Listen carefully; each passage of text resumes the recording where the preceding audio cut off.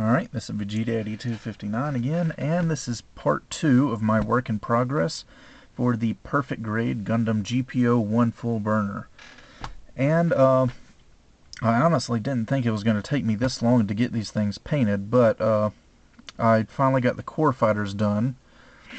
Remember in the last video I had the inner frame more or less finished, and took me pretty much a whole week just to paint both the core fighters, but they are finished. Anyway, here they are. I'll just focus on each one individually. Here is the, I guess, ground type core fighter. As you can see, I've went ahead and applied all the decals and flat coated it and panel lined it and everything, so this thing is completely finished. This is what the final product is going to look like. So, kind of like with the inner frame, I did use some multiple shades of gray on here. As you can see, that's a little bit lighter than this, and got some other little lighter gray parts down here.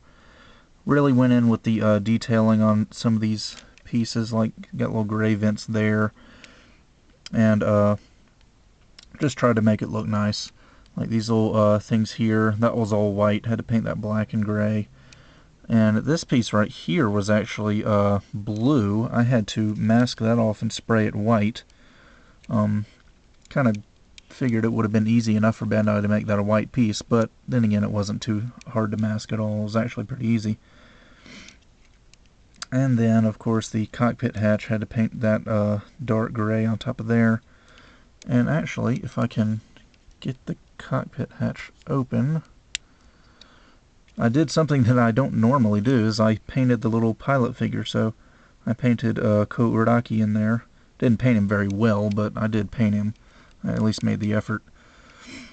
And yeah, as you can see, the insides of the thrusters are red. Got some little missiles. Actually, I just remembered some things I meant to do that I forgot. I was going to go in with some red paint and put some little lights on the end of these wing tips here. So I'll have to go back and do that after I finish this video. Now, this core fighter does have a little bit of an internal frame, not much. Up under these little housings right here, you can see a little bit of internal frame for the engines, but that's about it. The full burner core fighter, on the other hand, has much more internal detail. So here it is. It's much larger than the other core fighter. So you can see the front nose cone area is pretty much the same, but the back half is much larger on the full burner. And the front is more or less exactly the same, with the exception of the vents on the front. You've got these little 4 thrusters, whereas it was just kind of a yellow vent on the ground type. And then you've got the beam sabers that are in a different position. And the backpack, you've got all this nice internal detail in the back there. As you can see, I went in with a little bit of silver, some brass for the pipes, and then you've got this little piece of armor right here, which will just pop right on like so. And again, you can see the multiple shades of gray in there, just kind of mixing things up. There's the underside, nothing really special about that. The big, I guess, thruster pods, that's about the best description I can think to call them, were definitely the most detailed part of this thing. I added these decals right here just because these thruster pods didn't have any decals on them at all, according to the manual.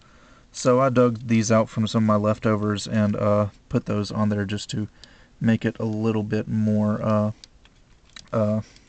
I guess, visually appealing.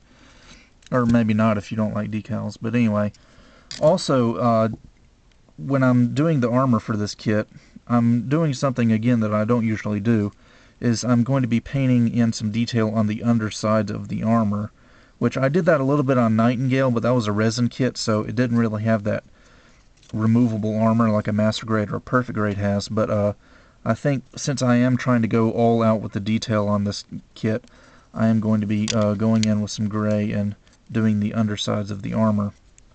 And as you can see on this piece, I've done a little bit of pre-shading on the white parts, and I did that on the blue parts as well. Didn't really bother on the gray and black parts because they're just too dark for the pre-shading to really show up at all. But again, here inside is gray. That's actually just primer gray. As you can see, it's kind of like a ruffled potato chip in there, and there's really no way you can detail that other than just leaving it one solid color. Anyway, here's a closer look at the inside of the thruster pod. As you can see, it's got these nice pipes that go along the outside of it. I painted those brass. Got some little silver accents, and then you've got all sorts of these red thrusters here, and all kinds of detail. So if you're the kind of person that loves to go in and do like fine detail work and hand painting on your kits, this is definitely the kit for you, because there's plenty of it to be done. And then as just that little small piece of armor, I guess I'll go ahead and show you how this fits on. You just slide the white casing onto here, and it just fits into place. This thingy goes on the top, and then you'll just put this back piece on like so, and you're pretty much done. And then it's got a very large peg right here, which it'll fit onto the core fighter. So anyway, that about does it for this work in progress video. Just showing off the core fighters. I've got them finished, and pretty much all that's left is the outer armor of the GP01, because I've already got the weapons almost done. The only weapon I haven't painted is the shield, which I guess technically isn't a weapon, but anyway, I'm going to paint the shield and finish up the weapons next, and then get started on the armor. So maybe in about a week or so I'll have another work in progress video to show you guys. So with that, I will see you guys next time.